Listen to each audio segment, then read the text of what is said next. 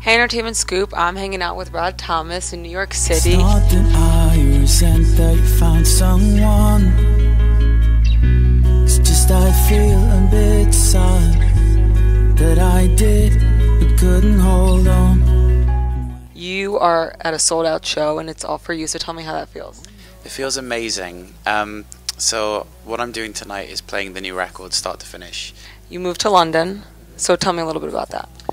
It's kind of inevitable if you live in the UK and make music that you move to London at some point, I guess, because it's where everything happens. And do you feel that London has created the opportunities that you are looking for, or do you have plans to ever move to America?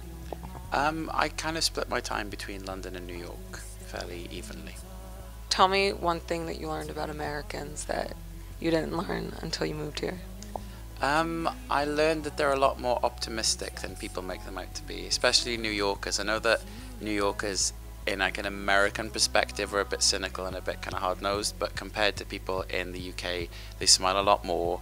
The language is a lot more positive, and I found America an incredibly warm place, so it's made me feel very happy to be here. Tell me a little bit about how you got started in the music industry and where your passion for music came about. Well, I worked for the label, so I learned a lot about distribution. I used to work for PS in the distribution department, and they're actually who's putting my record out now. If there was kind of a couple words that describe the sound that you are going for, what would they be? Late 80s, early 90s, romanticizing electronic pop. So a lot of my influences are people like Pet Shop Boys, Erasure, Depeche Mode, basically anything that Vince Clarke touched, and then people like Björk and Kate Bush. I wanted to make music that had a bit of energy that kind of replaced the pace that I didn't have as a child. And so what's kind of the hardest thing that you learned about the music industry?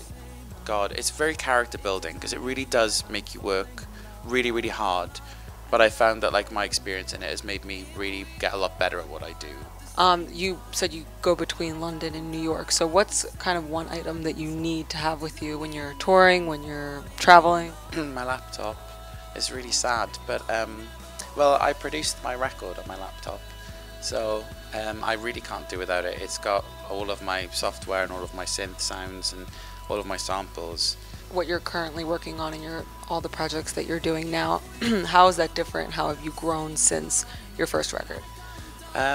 The production, I think I've really pushed hard, and I've just got a lot better through practice. The album is about celebrating things that you have rather than keeping on pushing for things that you don't have. So you worked with Ellie Goulding? No, I toured with her. Toured with her, so tell me about that experience. It was a really amazing first tour. Was there one moment that sort of stuck with you from that tour? And an amazing moment, I think Hammersmith Apollo in London, which is a really, I can't even speak. One of my favourite venues in London that I've seen shows at and played. It was my dad's birthday and he was there, and it was to like 8,000 people, so that was pretty cool. Now you have a new song and features Elton John, I Wish We Were Leaving. Tell me about the title, tell me about the song.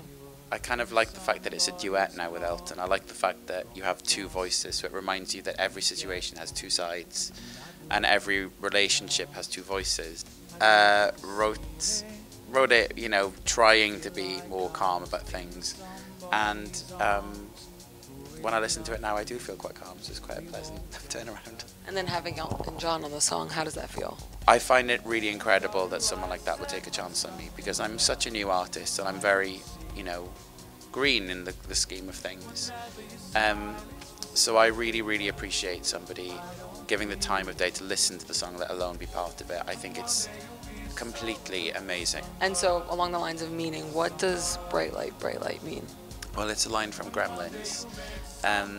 So it's a nod to my nostalgia, to my age bracket, to a period of time that I really love. All the films, I love a lot of the music. It's kind of what shaped me.